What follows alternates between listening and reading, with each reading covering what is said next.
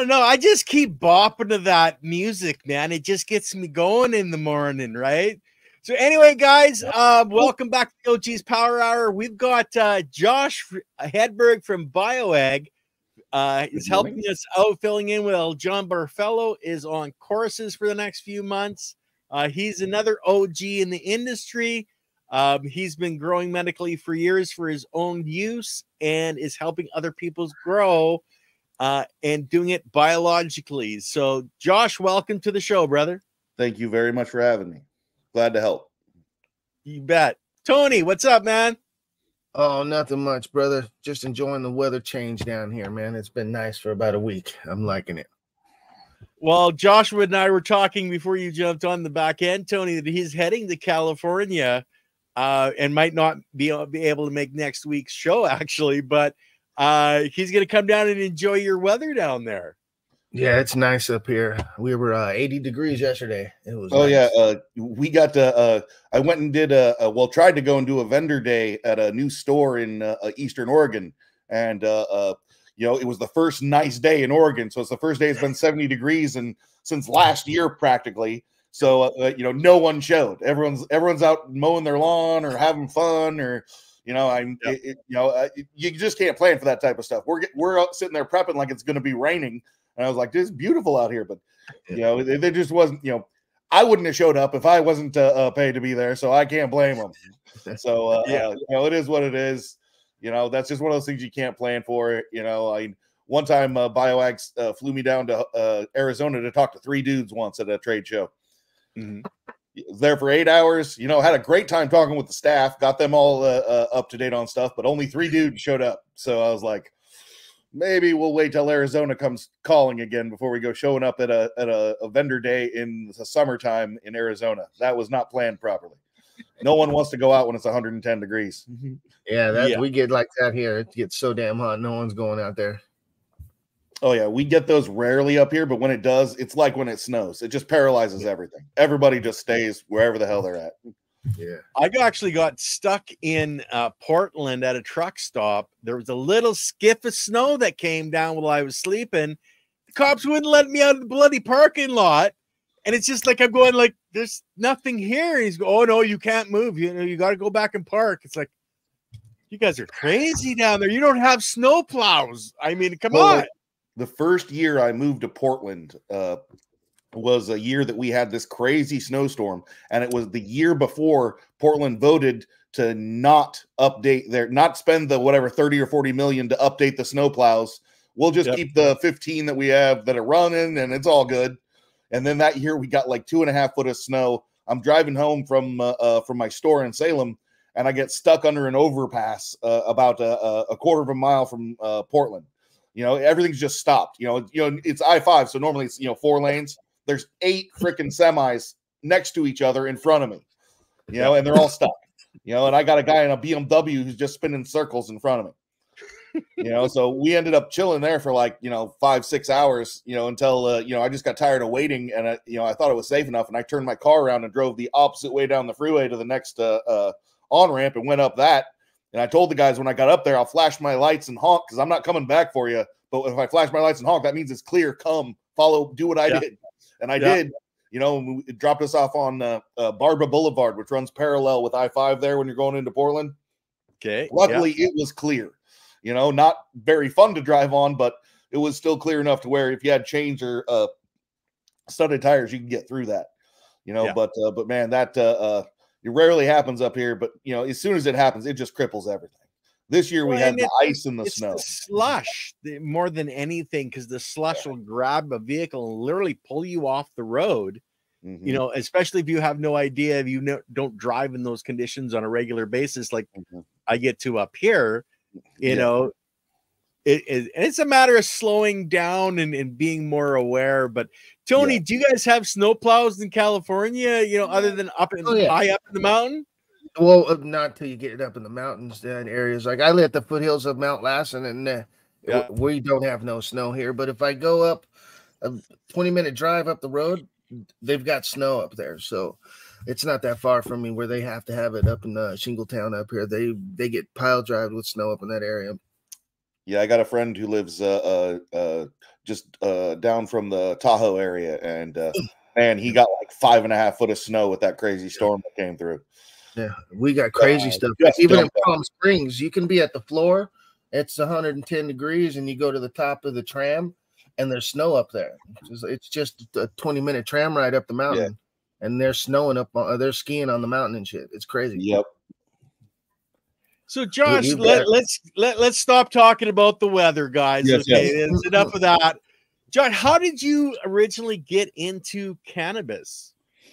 Originally, I was a very young gentleman, and smoking, and back then a lot of the stuff that we got came with seeds, and me and my stepbrother got a crazy idea of popping some seeds and seeing what happened, and we grew a gigantic plant in the back far corner of the backyard, in between the blackberries and my fence. So technically it wasn't on my property.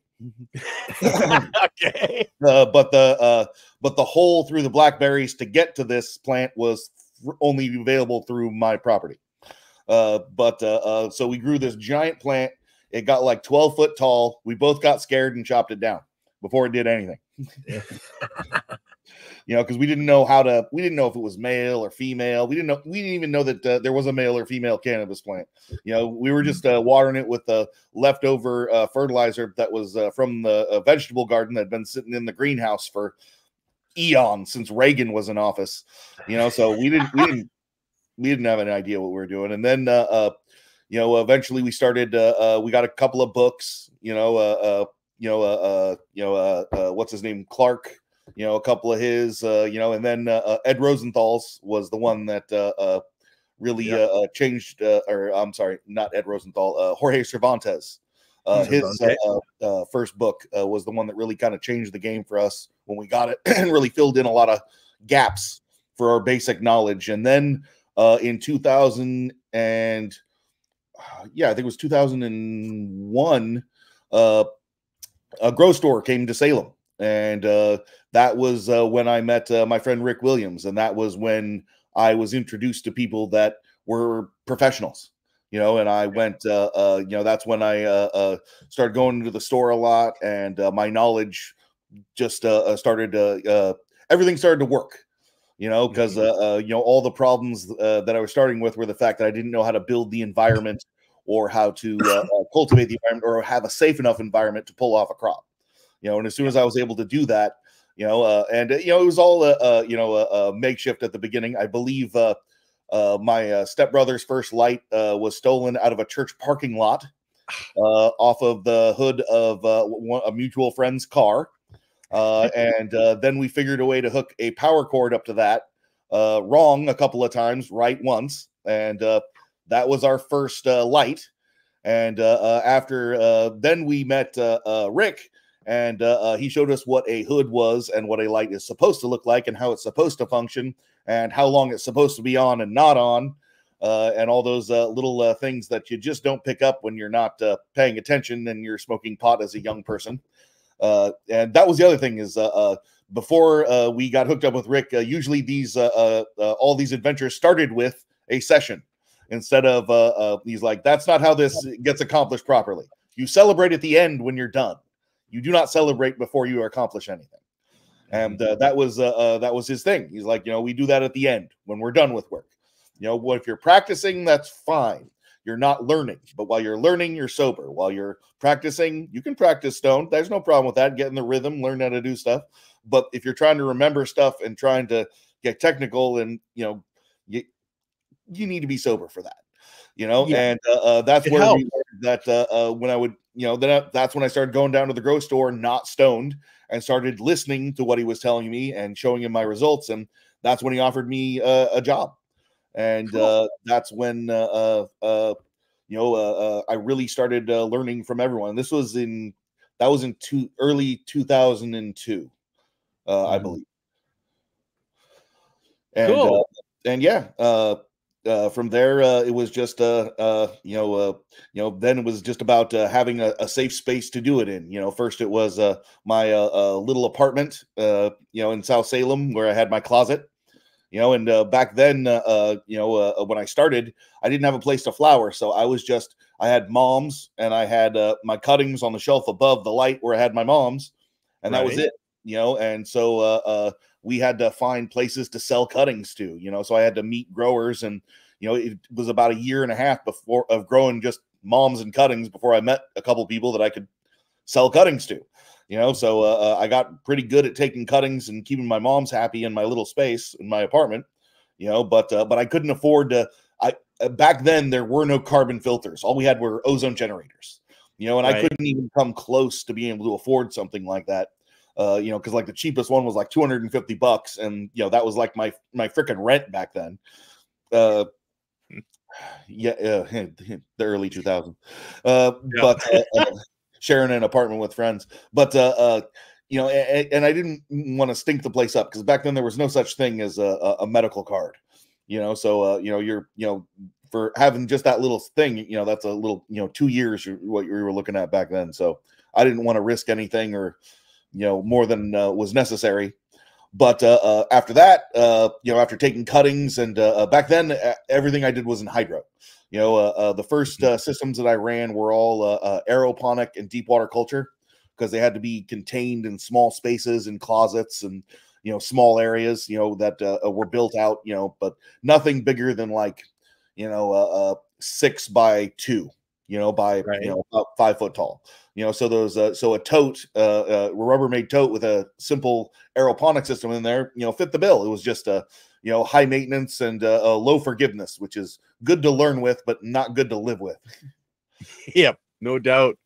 But after a couple years of that, and eventually getting a place where actually it was my stepbrother got a place where we could flower, and we started flowering in his extra bedroom while his girlfriend would tolerate it.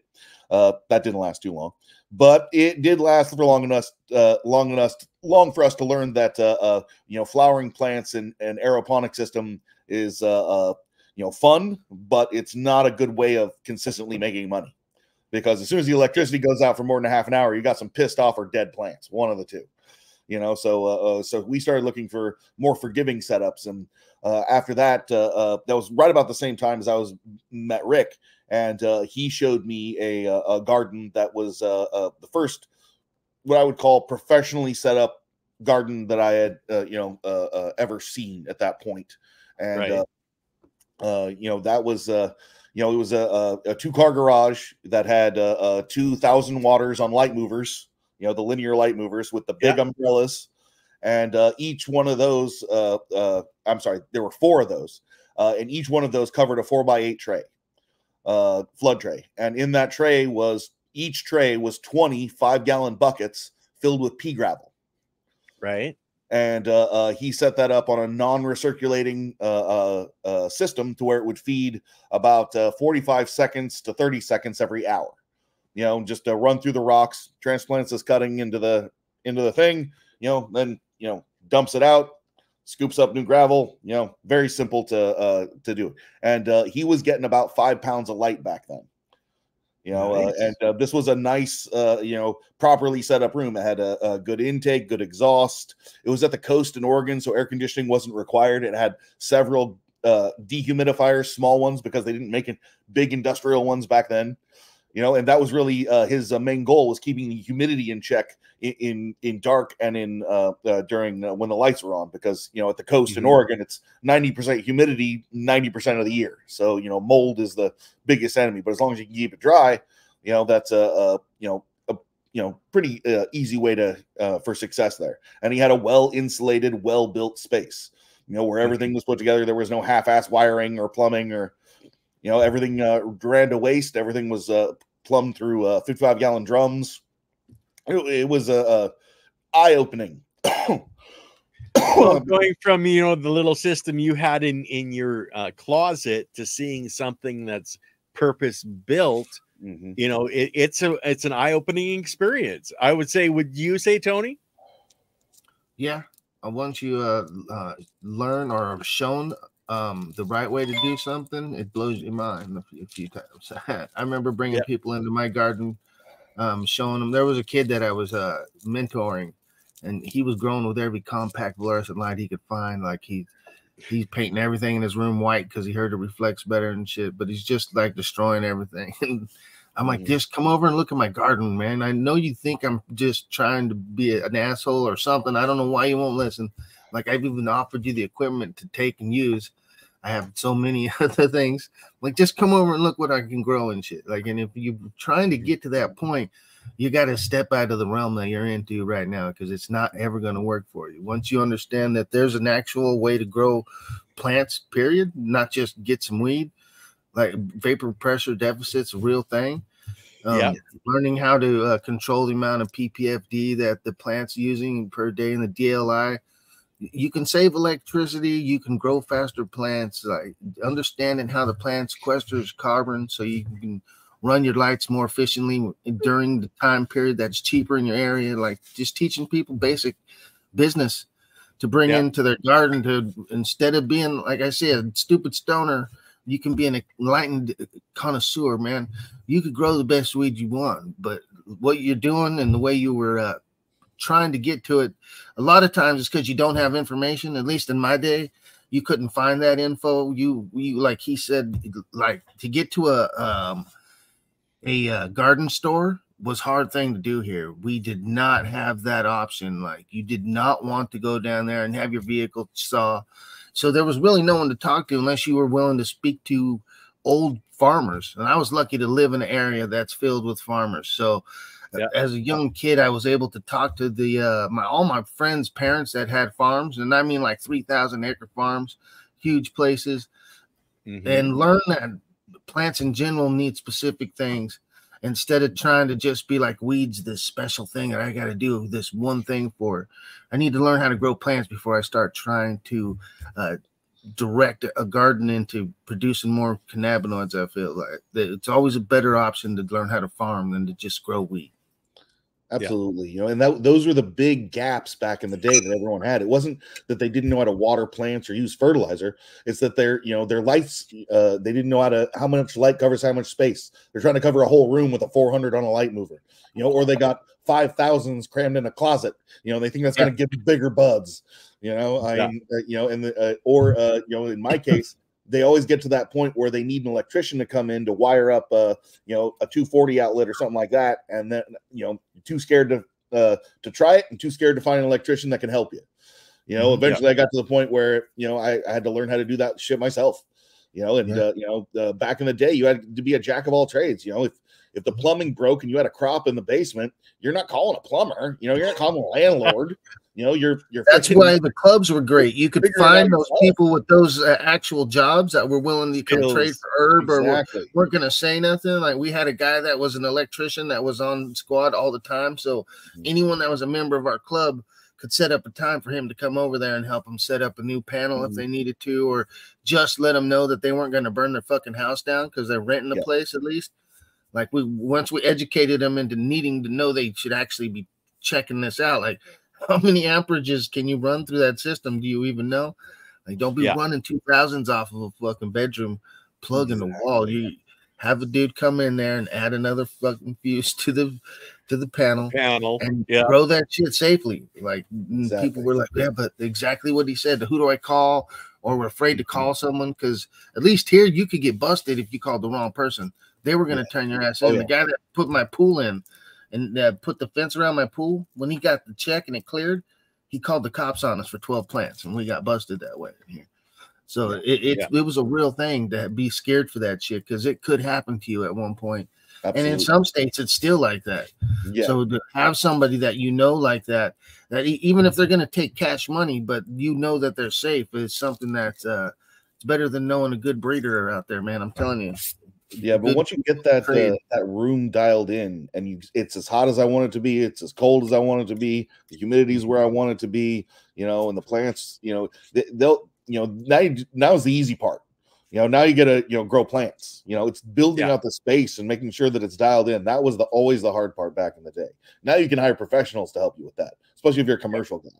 and there's, this awesome internet where it's just an endless, amount of information, where back in the day, you never knew if you were getting the right book, if you're just getting goofy information. I got a great collection of old goofy and useful books, from over the years that both hurt me and helped me a lot, but back then that's all you had. My first legitimate light I ordered out of a catalog. Who the hell orders stuff out of catalogs these days? I think I just dated myself. But back then, there was like 2 grow stores in the entire state, and I was lucky enough to get a job in like the 3rd or 4th one, when I was 21. Okay, we got a question here. What kind of training do you use? What kind of training do I use? I would say probably plant training. Oh, plant training? Well, it depends on the space that I'm in and the plants that I'm growing. Like a prime example is I was lucky enough to get one of my favorite old cuttings I used to get flower from when I was a kid, Cherry AK. And I've grown it lots of different ways, but if I'm growing it outside or if I'm growing larger plants in a larger space, I'll top that thing when it's young, and I'll trellis it out, and I'll strip the bottoms a whole lot, and really encourage it to grow as tall as I can, as fast as it can, because it tends to like to be a smaller, bushier plant. But if I'm in like a tent or something like that, I'll just, strip the bottoms, let it grow up into a nice Christmas tree shape, and then, cram as many 7-gallon or 5-gallon that I can fit in that space, and flower them as soon as they, are about the same shape and size as the container that they're in.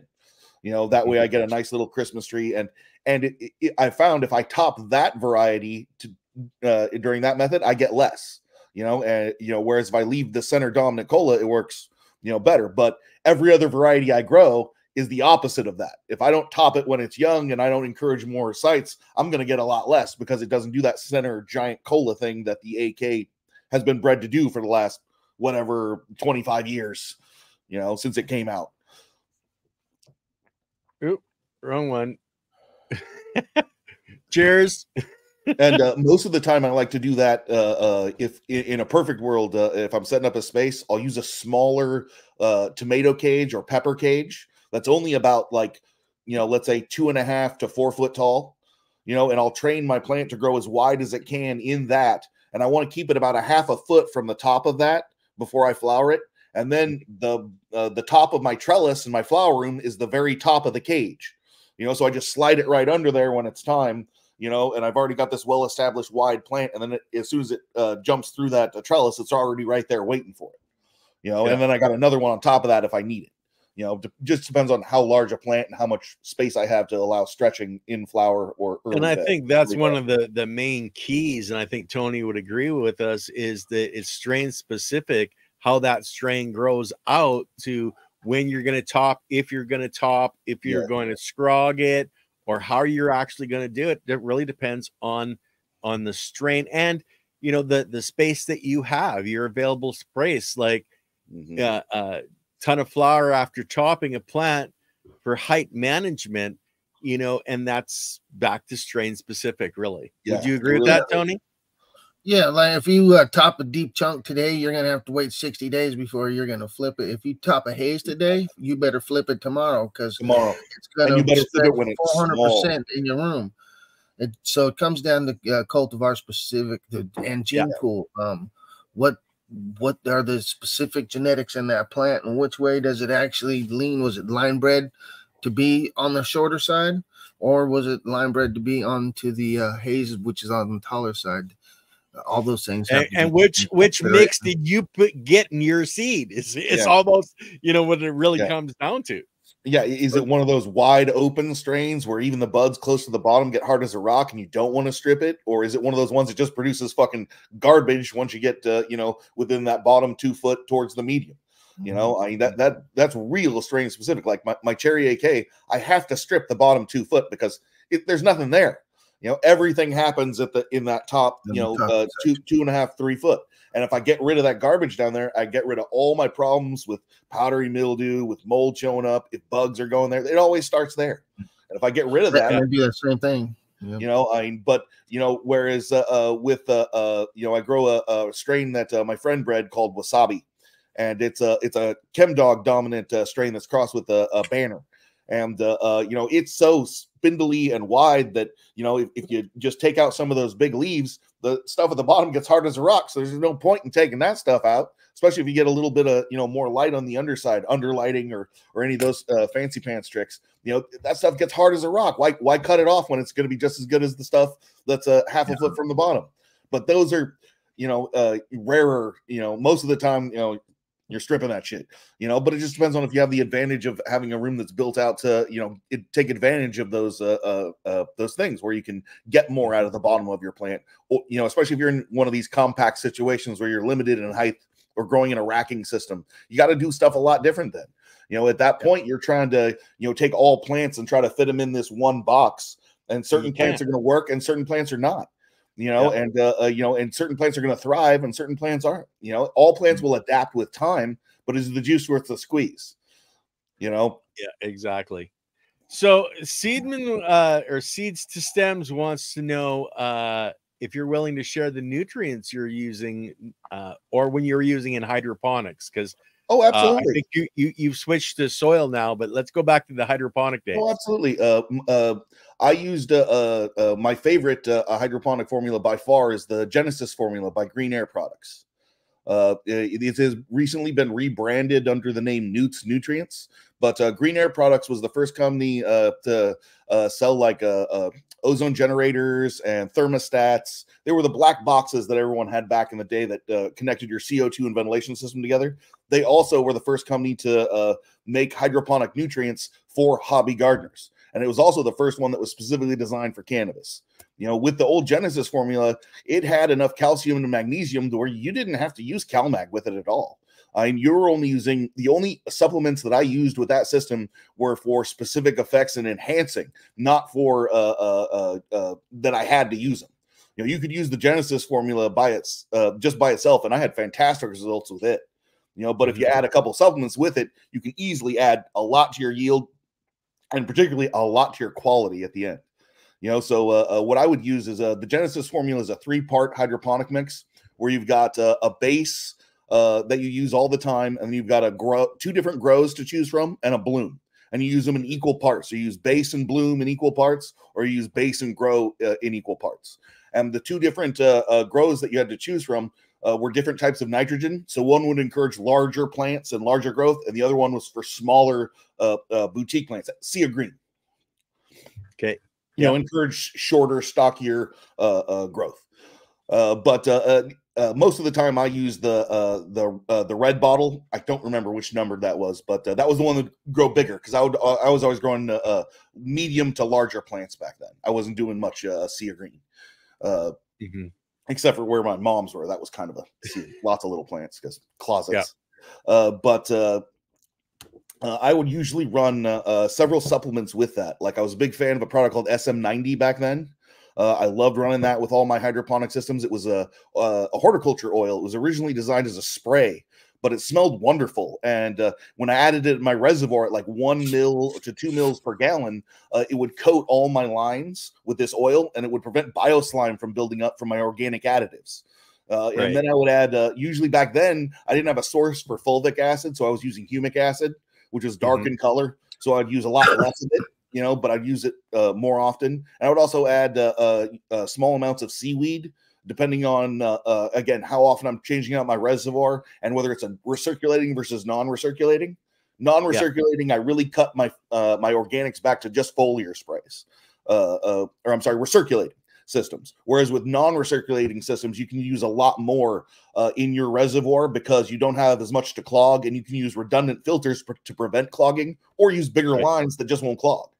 You know, as soon as I figured out the SM90 thing and then encouraging bacterial growth in my reservoir, that's really when I got the highest quality I could get out of my hydro systems. You know, because I was incorporating mycorrhizae when I transplanted beneficial bacteria in with my system, and I was basically doing the equivalent of brewing compost teas in a very mild nutrient solution.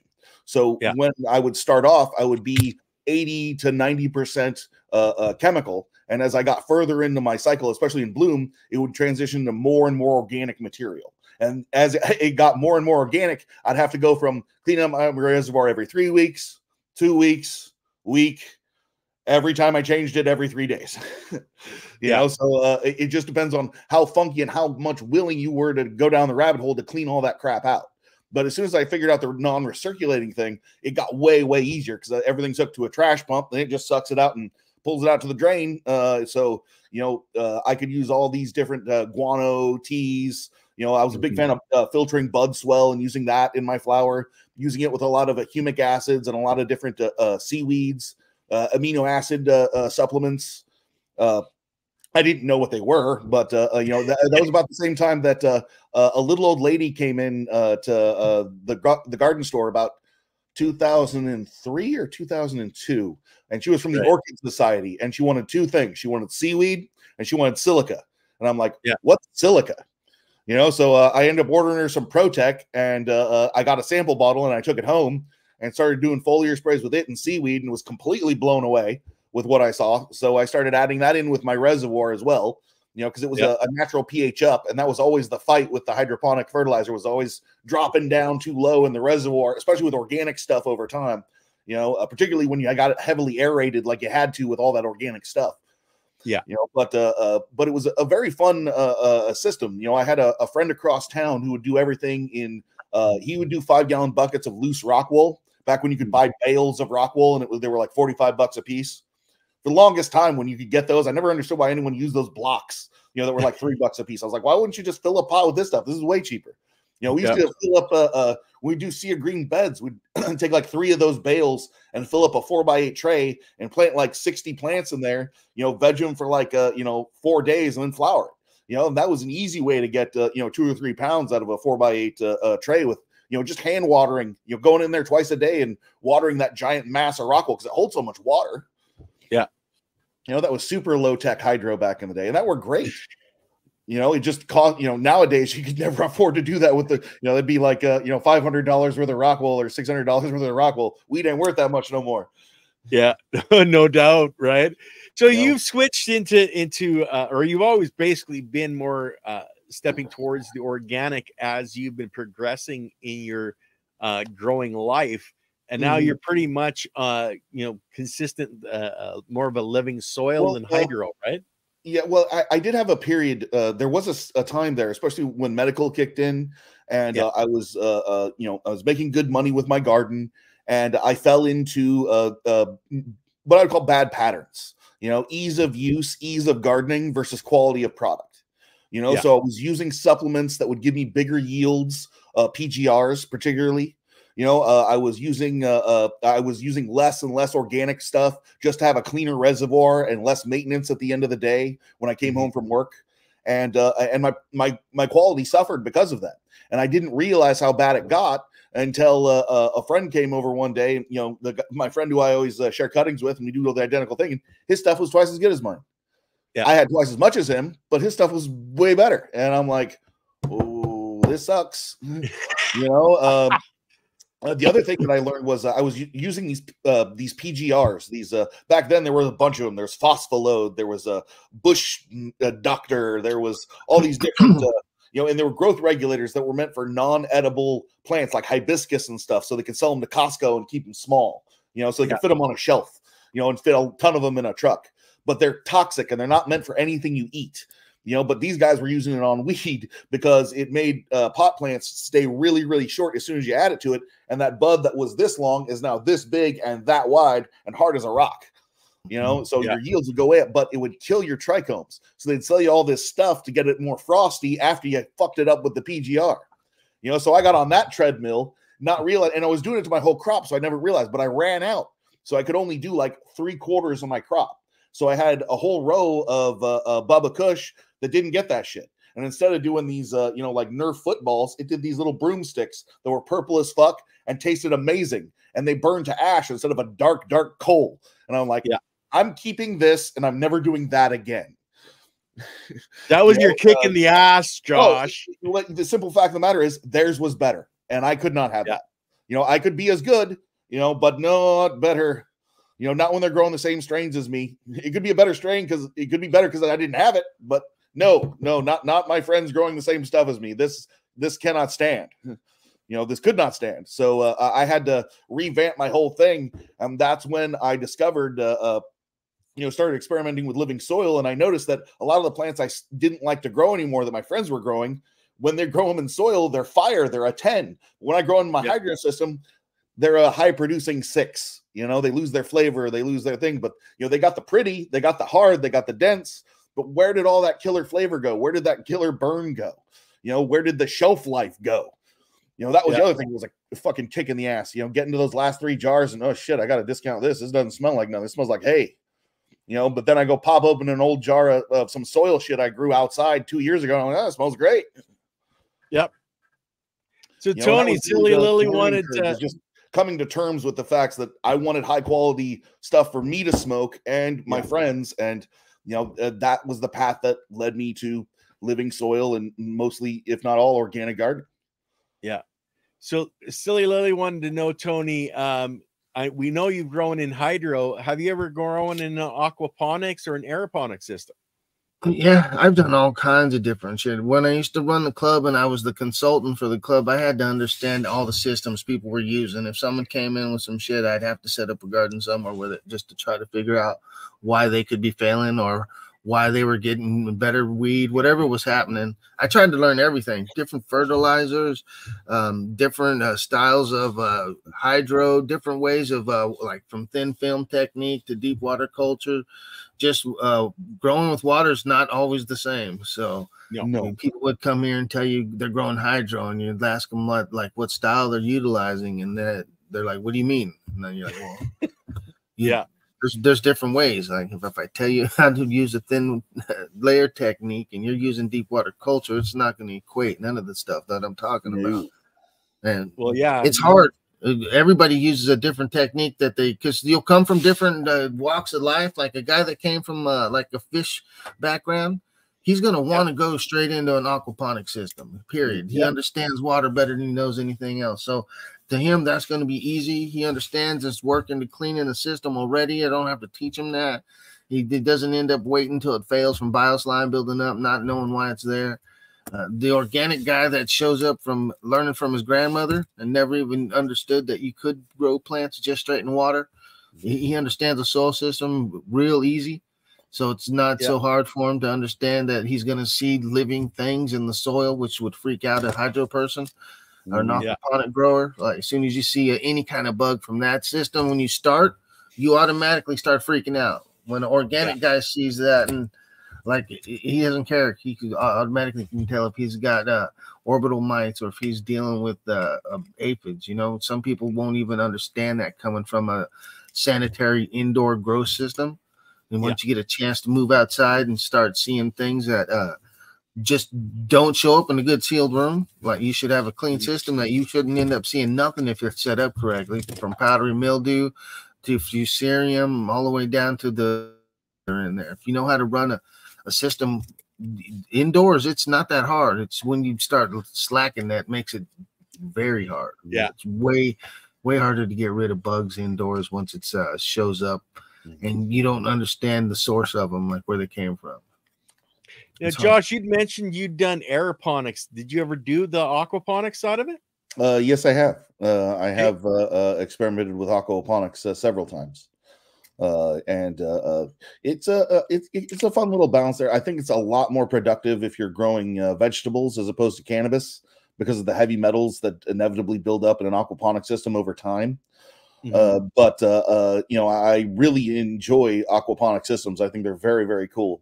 I had a friend who first started experimenting with it years ago when I had my store, and went over to his place and saw it, set up with the 275-gallon totes and the French drains and the floating and draining and having the rocks on the bottom and the organic medium on the top, and all the handmade filter that he made to filter out the stuff, and the bacterial well with all the balls in it to hold the beneficial bacteria. It was a really cool setup, and I learned a lot from him when it was time to come and set up my stuff. And You know, it just depends on, you know, your environment. Really, the best place for aquaponic systems where they thrive the most is in tropical environments. You know, places where it's very hard to grow in the ground, where they have, particularly where they have problems with those nematodes. You know, that's those guys in Hydro for Hunger did some amazing work in the Caribbean, building very, very low tech stuff out of kiddie pools and gutters. You know, and growing lots and lots of produce and producing lots of tilapia for the local people with those systems. And, you know, they're just a godsend, those little setups like that. You know, simple, low tech, easy to run, easy to clean.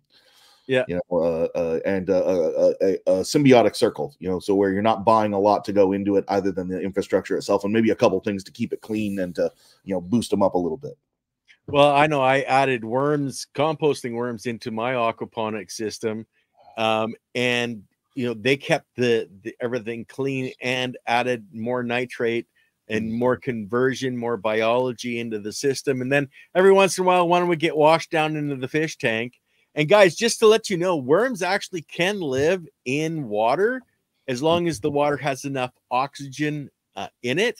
So yeah, just there's a lot of people that don't understand worms can live in water. It's just the oxygen's how they breathe. But sorry for off topic, but you know, the aquaponics system and the aeroponic system, I learned all that way before I ever even got into trying to grow cannabis.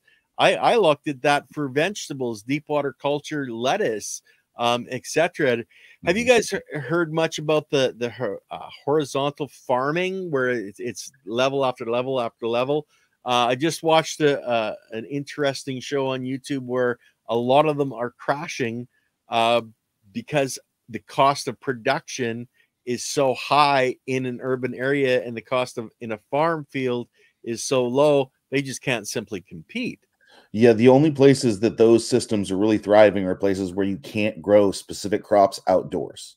You know, so if you're in like Arizona or New Mexico and you got an old Costco with one of those filled with strawberries, you might be able to do something with that. You go filling it with freaking peppers or lettuce or something you could grow outside in those areas, and no, that's going to go freaking nowhere. You know, and a lot of people have found that out the hard way. You know, the lights and the infrastructure for running those indoor systems in a CEA environment, you know, you just don't get enough for those crops. You know, and growing them in a system like that with chemical fertilizers and with artificial light, you know, it's just a completely different enchilada. So it produces a different type of produce. People are going to prefer a terpier produce that's produced with a natural fertilizer. You know, that's the difference between a Safeway tomato and one that you spend 10 times as much at Whole Foods. You know, it's not a difference of you know, necessarily variety. It's a difference of care and what they fed it, and that difference is taste and flavor. You know, and you know, and shelf life. The one at Safeway is going to sit longer on your shelf and in the basket, and the one that's organic is not. Then it's not supposed to. Well, the biology, once the plant is cut, is supposed to take that plant, break it down into its molecular compounds, feed it back to the soil for the next generation. And if you've got the biology, it's going to keep it fresher longer. But then when it is at that point where the cells go, okay, that's enough, then it's going to just break it down and do it quickly because that's what it's designed to do. Damn it. Exactly. You know, if microbes won't eat it, there's a reason, and you should look into that. You know, because you probably shouldn't eat it if microbes won't. You know. Yeah. Well, the thing is, if you're in a regular garden and your plants are being attacked by bugs all the time, it's the health of your plants that's the problem, you know, when you really come to think of it. Right? That's a simple thing. That's why I try to tell a lot of these garden guys, you know, if you want a really simple way to check and see if your plants are healthy, check your bricks, get a bricks meter, you know, check your sugar levels. You know, that can absolutely tell you with almost every plant how happy and healthy your plants are going to be. And there's a scale. You know, I can't, Bill Riddle has been teaching me this. He's my ag teacher from BioAg, and you know, applying this to cannabis has made a huge difference. It gives people a health scale. You know, if I'm at these numbers, you should expect some bugs and fungus. I get up to these numbers, expect a lot less. Get up to these numbers, expect none. You know, and And that directly relates into how happy and how good your garden's dialed in. And if something's gone wrong, it can tell you definitely before what you need to do to adjust to get there. Exactly. And the thing is understanding that bricks is the higher the bricks level is, the more complex of a sugar, and the more complex of the sugar, the bugs can't eat that, but the plants can and thrive on it. So yeah, and it's literally as simple as taking like a garden or a garlic press and taking a couple leaves and garlic pressing it onto the slide and then looking at it. Yeah. So Indigo Dog to use. Aquaponics is not the same as aquaculture at all, and that's very true. If you're growing fish, you're in aquaculture. Aquaponics, you're generally growing a food crop with that. Yes. And not all systems are the same. There's all kinds of different methodologies, but just to be growing with the fish and that earlier biology that's on the fish and comes through the fish and through the cycle of the biology that breaks down the nitrates to nitrites, that's what we're really going after. It's adding that biology that doesn't exist in most of our grows or ground that we grow in, adding that earlier transitional biology, that effective microbes in that area is going to interact right through the system. And so you want that earlier biology from the fish and fish waste, and you can get that as simply as taking a fish, having a fish tank, taking your filter, dropping it in a 5-gallon bucket of water when it's time for change, waiting until it smells sweet. Once it smells sweet, the biology is at the right consistency. Use that as in watering your garden, your flowers, your plants, etc. So what do you guys want to slip into next, guys? Actually, I think there was a question I was saving here. Are there really any downsides to growing in soil? Josh, we're going to start with Tony. Not really. I mean, you're going to get a better product. The biology is going to help produce enzymes within the plant system that are going to turn into everything we're after, even if we're just eating the product, from lettuce all the way up to our smokable medicine. And it does it like you don't have to buy bottles of supplements to make this happen. Once you learn how to build soil, you just have to know how to maintain healthy soil. That's much easier. Again, it goes back to farming. It's more knowledge of a system instead of a recipe that you have to remember, because recipes change, and when they change, you won't get the same results. Once that happens, you start losing heart in the system, and you start looking for new ways to grow. It's a synthetic system. If we're all utilizing that, also, it's just not sustainable for our own health. We're going to poison our watersheds with too many phosphates in the system. We have. We already have. We can't reverse that. Once that happens, the way nutrients work, you're going to start leaching other nutrients from the soil at a higher and higher rate. The more them phosphates build up in the system. And we're going to end up with more heavy metals in the system, which goes back to our drinking water in the base. Higher amount of heavy metals in those is things we do not want. Yes. And remediating those with natural, organic, symbiotic systems is the best way of doing it. Adding more carbon, adding more organic matter to your soil, making sure it's better every time you reuse it, and reusing everything you can reuse. The best, most innovative farmers these days, have very little inputs. They buy specific things that are very hard to make, and that's it. Or things that you just can't make on the farm, or a pig or a cow or a chicken can't produce. But that's the future. That's what's coming.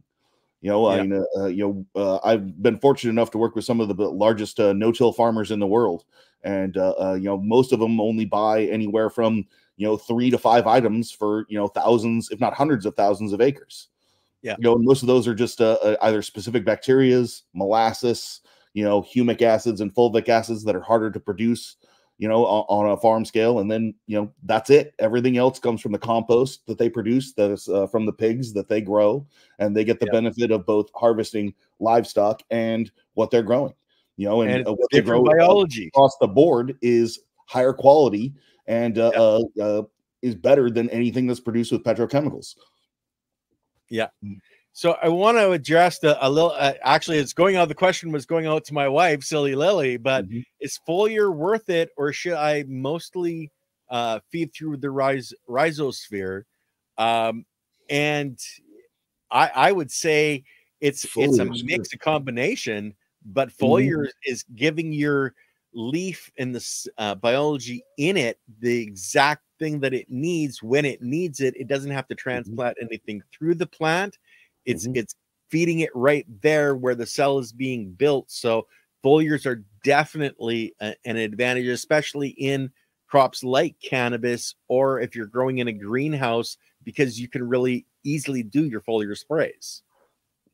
Yeah. And you don't want to alter your soil ratios of your actual nutrients that are in there by adding too much of specific things.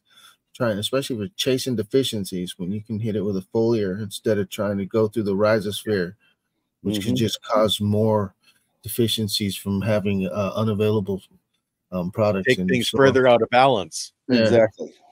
You know, and you know, foliar sprays are a great way to make stronger, healthier plants, you know, and adjust deficiencies far more simpler and with far less harm, you know, than you could going through the root zone. It's so much easier to go too far or too little, you know, or, oh, I did, you know, too little 3 times and now I went too far. Oh, shit. You know, after the, you know, 20 minutes after that foliar spray, did I get it right or did I get it wrong? You know, and it's very, very easy to incrementally go up or down with, you know, very gentle products. And you can introduce products you could never use through the root zone as foliar sprays and get incredible results from it. Silica being one of them. You know, and a lot of the time with a lot of silica supplements, you don't want to water those through your root zone because of their extreme pH or the way they'll affect your bacteria. You know, just now there's some silicas on the market that are, you know, can work symbiotically with that are organic enough to work in the rhinosphere. But, you know, a lot of, you know, time you can use a lot more. You can use more and less of it to cover more of a space, you know. So whereas, you know, if I'm using, you know, let's say silicas and aminos through my root zone, I need you know, I need some 5-gallon jugs. I need some 50-pound bags. Where if I'm using those foliar spray over the same large area, I need a couple pound bags. I need a gallon, you know, because you can go so much further with those foliar sprays. It's the only way you can really afford to, you know, fertilize and keep plants very healthy and high quality on a large scale. You know, you just can't do it all through the root zone. You know, you know, if you really want specific high quality results, do you have to do it? No, you don't ever have to do it. But what results do you want to get? How deep down the rabbit hole do you want to go? How specific? If you want a specific result, you're going to have to get specific with a plant. Yeah. Yeah. And whether that's a cannabis plant or any other type of a plant, a tomato plant, they have the same things happening in their grows as we have happening in a cannabis grow. They're chasing strain specific things also, whether it's cherry tomatoes or whether it's a beefsteak tomato. There's those little idiosyncrasies that just tweak that little bit, produces that much more flavor. And we think terpenes, well, all plants have terpenes. They all have flavonoids. And it doesn't matter what you're growing, if you can key into what your plant needs at the specific stages. And that's where, you know, Joshua, I'm going to bring up BioAg. You guys have created a line of products specifically for helping growers of all plants, because you started out as an agricultural company, not a cannabis company, but you're sure helping a lot of people globally grow plants. Yeah, and it was at the beginning, it was all about regenerative agriculture. You know, that's what BioAg is built around, and what we still do to this day. You know, promoting people to use organic methods to build healthier soils. But don't get me wrong, you know, our biggest customers come from the ag world, and they are 90% chemicals. So most of the people using BioAg products are using them with chemical fertilizers. You know, and they're using them to reduce the impact of those chemicals so they can use less to grow healthier plants and have a healthier soil when they're done, instead of stripping it away. So instead of dumping, whatever, 5 pounds of nitrogen per acre per year, they can get by with, a third less than that, and the less is better. There's the waste of fertilizer in every ag and every crop is astronomical. Cannabis is one of the worst, but like corn and some of these others, it's just they're solving their problems just by blindly going down and saying, okay, this worked for the last 40 years, let's make it work for another 40. And that's just not the way things are done and progressive. If you're not reinventing the wheel every certain amount of time, you're going to get stuck with that wagon and you'll never get a car. Mm-hmm. And they don't realize the more that they're killing the soil, the more it's harder to grow. And at some point, there's going to be a tip in the balance, and they're not going to be able to grow in that soil, period. Yes. So do you see those larger farms that have started with your products? Do you see any of them moving more and more steps towards the regenerative? Yes. There are, there's obvious pushback with large farms that have done the same thing for years.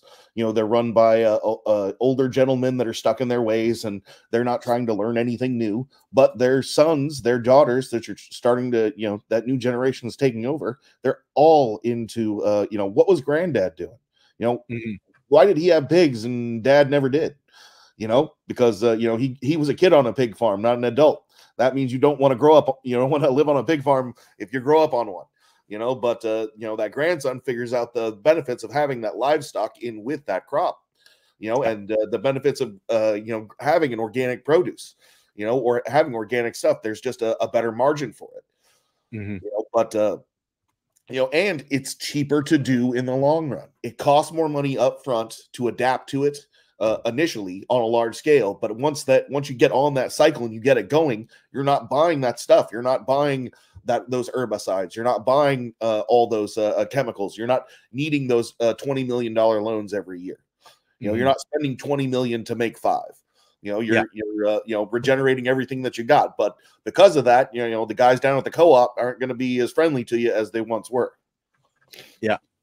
Even though you got to rent tractors at the same place and go to the same place to sell the same products, especially when you're getting more for yours and they're getting less for theirs. Yeah. So here's another question, and it'll be the last one, would be, do any of you three use any type of tent sensors? And what are your thoughts in them? I'll take that as I haven't. I do know some people that I follow that have. And there's good and bad, so it's your personal choice on a lot of it.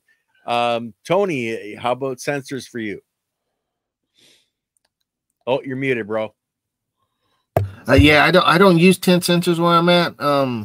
My tents are sharing the same space I'm in, so I'm pretty much I can't change it because of my living setup. I have used room control systems, but for tents, if you got more than one tent in the area, I'd be trying to control the area around the tents and not each tent specifically.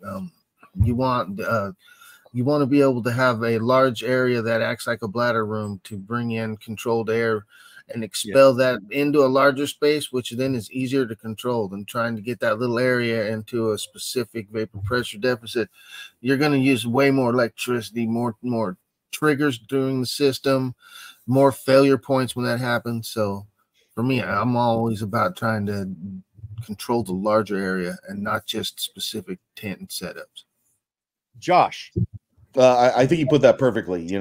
Control the environment that the tents are in. Have simple intake and exhaust on your tents. That's obvious. And if you want to get fancy pants, hook them up to thermostats. So humidity and temperature trigger those. But it's the environment that they're in. Make sure that's well insulated. Make sure you got a good air conditioner in there that can handle having those tents in there. Make sure that that's the area that's nicely humidified. So and that will control what happens with those tents.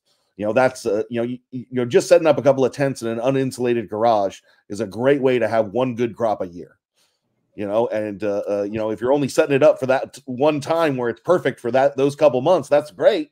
But if you expect to get 3 crops a year, man, you're going to need to do something's going to need to be adapted. You're going to need air conditioning, you're going to need heating, you're going to need cooling, you're going to need to be able to exchange that air. you know, and you know, will you be able to get by without that to a point? Yeah, you know, but you know, you could drive a car with your feet. That doesn't mean it's the way to be done. That is very true. Now, Lily came down from upstairs and said, we got one more question that she wants to bring up here.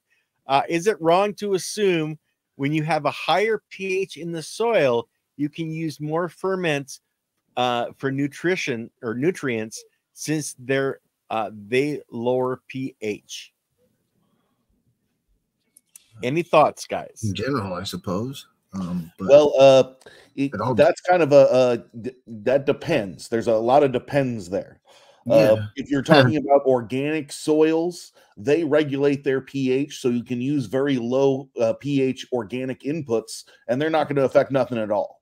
You know, there's a whole line by a great company called Rooted Leaf that you know, does these awesome ferments, and they're all really low pH, and it don't matter. You know, you don't adjust your pH with that shit at all. You know, the soil regulates that, and the microbes take care of that, and your calcium content in your soil takes care of that. But if you're doing a soilless mix and you're, you know, your pH balancing, you know, a nutrient solution on a regular basis, and you're probably going to need to do some sort of adjustment with those ferments, you know, to get them at a higher pH to water those without damaging it in the long term. You can water with them a couple of times for a very specific effect, adjust a deficiency, you know, inoculate the rhizosphere with a beneficial, something like that, you know, couple waterings, but don't expect to use that 3 times a week for a month and not screw up something. You know, it's that either having those beneficials in the root zone that take care of that for you, or you have to manually adjust not only the soil before you plant, but the water that you water with over the long term. Because if you water with the wrong pH long enough with the soilless mix that's used to getting salts, you're going to lower or raise that pH, and something's going to go real wonky real quick. You know, and that's very hard to adjust in plant during cycle. You know, whereas if you stay on top of that, you know, and you keep those, you know, relatively in term, it's not as hard. But having an organic system where the microbes do it for you, you know, especially in a bed, now you're talking super duper simple. You know, no up, no down, we're good. Just good quality water before it gets to the plants. Yeah.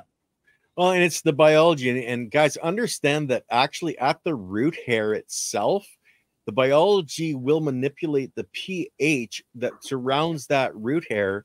And why is it doing that? It's because certain biology, and certain biology life cycle has to be at different pHs to be able to bring the nutrients into the cells of the plant. And so it actually, you know, can change the pH from root to root. So that's just something to be aware of. But the larger your volume of soil, as long as it's a living soil and has the biology, it's going to buffer, you know, 99% of the problems that most people have. It's like Josh said, when you go into the soilless mediums, though, that's when you're in control and the biology isn't. Any last word, guys? And if not, we're going to cut out. Well, one of the things I wanted to hit on there, you know, when we were talking about hydroponic systems and, you know, sterile versus organic systems and rooms, is one thing that the sterile environments have taught us is that nature hates that shit. And that's how you build super bugs and shit that kills people, and antibiotics doesn't work against it. And as our cannabis industry over the last several years has pushed closer to these systems that are all 100% salt and 100% sterile, you know, that's going to give you 100% diseases that are 100% uncurable. You know, it's just a matter of time, you know, so getting away from those is absolutely imperative if we want to keep the current high quality level of cannabis plants around for another several generations. We're gonna have to figure that shit out. You know, there's a balance to be had there, and 100% salt and 100% clean is not a balance. That's an ease of use. It's like going monocrop instead of you know, having it's definitely not farming either. That's that ends with like what did with the Irish in the 1800s. Potato blight, everybody dies. Okay, Tony, you got any last words, bro? No, man, appreciate y'all. Thanks for showing around here, Josh. Appreciate you, brother. Hey, it was great talking with you, Tony. Okay, and guys, just to let you know, Leighton Morrison, we have Dennis Meehan back on with us this afternoon, covering more of the water research that he's been doing, some of the stuff that's happening in California. So you're going to want to check that out. And then the week after that, we have our in-house water expert, let's call him. Dr. Gerald Pollock is going to be joining us again next Monday to give us more research on what he's been doing with water. So lots of water stuff coming up, guys. So peace out, everybody. And we will see you next. Well, I'll see you in a few hours. You guys, we'll see you next week.